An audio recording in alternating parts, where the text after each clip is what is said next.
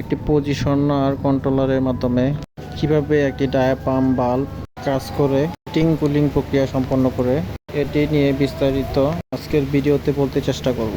হচ্ছে 60 কেজির একটি ফংস মেশিন। এই ফংস মেশিনের মেইন হিটিং এবং কুলিং লাইন দেখতে পাচ্ছি।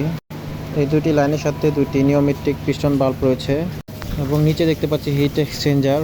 ভিতরেও হিটিং এবং কুলিং প্রক্রিয়া সম্পন্নের জন্য দুটি হিটিং এবং কুলিং মেইন লাইন এক্সচেঞ্জারে প্রবেশ করবে। আমরা ডায়াপাম বাল্বের মাধ্যমে একটি পজিশনার কাজ করে কুলিং সম্পন্ন হয় নিয়ে বলবো। এটি হচ্ছে একটি পজিশনার কন্ট্রোলার। এই পজিশনার কন্ট্রোলারের নিচে দুইটি দেখতে পাচ্ছি। একটি হচ্ছে মেইন লাইন, এটিতে সবসময় হাওয়া থাকবে। ইনপুট লাইনের পাশে আমরা আরেকটি লাইন দেখতে পাচ্ছি।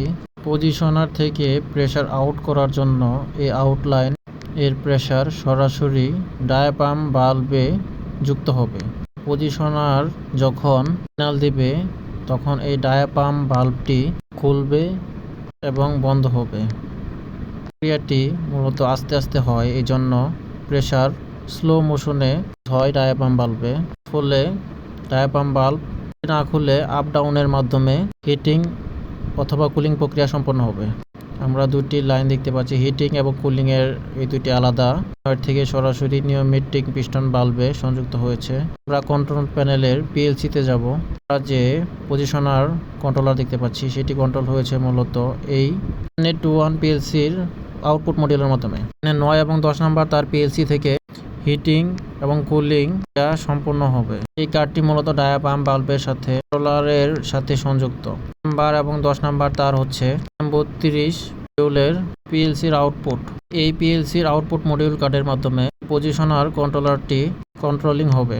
পজিশনার ভিতরের পাশে আমরা হুইল দেখতে পাচ্ছি। গোল চাকার মতো এই অংশটি ঘোরালে আউট লাইন দিয়ে প্রেসার আস্তে আস্তে রিলিজ হবে।